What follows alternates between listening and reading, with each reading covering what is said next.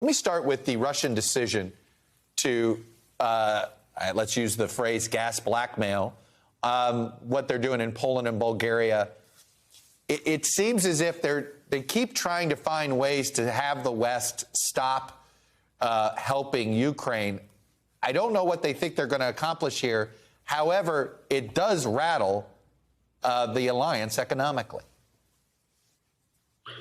So first of all, thanks for having me on the show. This is not new. If you remember back to 2013 and 14, when they first attacked Ukraine, they did the same thing. In one of the coldest winters in history, they shut off fuel and heating oil, etc., to Ukraine, and people died as a result of freezing to death in their apartments. So using energy as a tool in warfare is nothing new to Russia.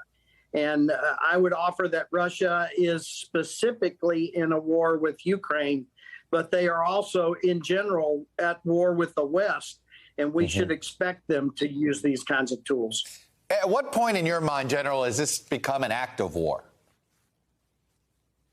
I believe it already is. You know, basically, Mr. Putin is seeking to further deter us. We are already deterred, as you know, from doing things like introducing forces and other things. We're deterred by his nuclear threats, but he's seeking now to further deter us with these energy and economic tools.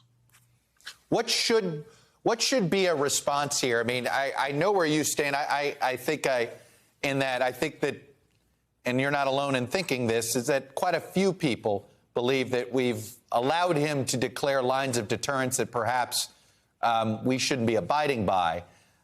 This one feels like an easy one not to abide by. Nuclear is a whole nother story. What's the best way to push back on this? Well, what we have done in 2008, 2014, and in the lead up to 2022, we've done sanctions. And what is very clear is that sanctions have never changed Mr. Putin's actions. They've hurt Russia, they've hurt the Russian people, they've hurt Russian economy, but they have not changed Mr. Putin's actions. So we need to reach for different tools in our toolbox to affect Mr. Putin's actions. And I think that we started down that path at the Ramstein conference in Germany just recently, when all of the defense ministers were in and met with Secretary Austin. It does seem, so there's another way to look at this reaction, though, by Putin. It does seem as if he's getting, is he getting desperate to stop the help of Ukraine? Ukraine is making his military's life miserable. He's trying to do whatever he could to at least, halt or disrupt the flow of arms going into Ukraine. This is a bit of a sign of desperation, is it not? Well, clearly he suffered a strategic defeat in the north, defeated in detail by the Ukrainian forces. And now he's trying to reset and do better in the east and in the south. And frankly, that hasn't got off to a great start either. We are yet to see the big thrust of armor that we expect. So it's too early to start celebrating. There's lots of danger still in the east, but it hasn't started as quickly as he wanted. So you're right. He's beginning to reach for other tools to try to affect this. I mean, 2 days ago, it was Lavrov again trying to talk about nukes here. And I did get the sense that the West kind of brushed that off.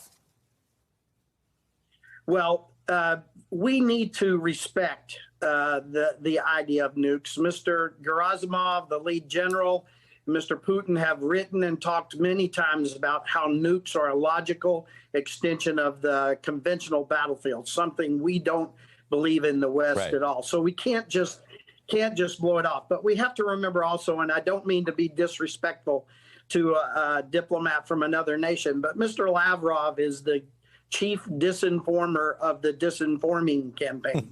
So we need to just be very careful about Mr. Lavrov and what he says. You spent a long time studying the Russian military. Are you surprised at how poorly it's performing? So this is going to be something that we in the field and many look at for years to come.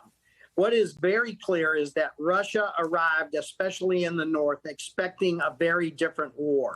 And when you decide and you equip and you pull the logistics for a 3 or 4 day quick campaign where you're then reached forward with open arms by the Ukrainians, when you plan for that and then you get engaged in a fight you didn't expect, it's really hard to recover. And frankly, this 2-week pause where he went back and refit and refurb to now attack in the east, I'm not sure that's long enough to even recover. They started a war they were not ready for, and they've taken a whipping.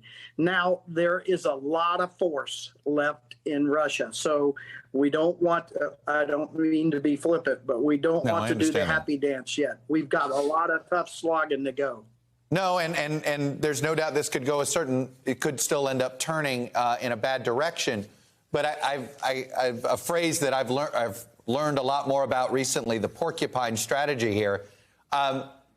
Isn't that making conventional warfare that many folks have learned for decades obsolete, given how well counterinsurgency seem to work now? Well, I don't mean to argue, but I wouldn't call what they've been doing counterinsurgency. Rather, they have built a magnificent defense in depth with skirmishing and ambushes, et cetera, et cetera. And so, and frankly, Russia made some huge mistakes. Any person who is involved with armor warfare will tell you you don't send tanks into an area without a dismounted infantry support, because when you do, you get exactly what they got in the north. Infantry, sometimes as close as 10 meters shooting into your tanks, and they took a whipping because they did a basically unfundamental thing and sent tanks in without dismounted support. So if they had done it more appropriately, we might be looking at a different position on the battlefield. Well, what you're describing then is they had a hubris issue. Anyway, General Breedlove, it's always good to get your perspective, sir. I appreciate it. Thank you for having me on.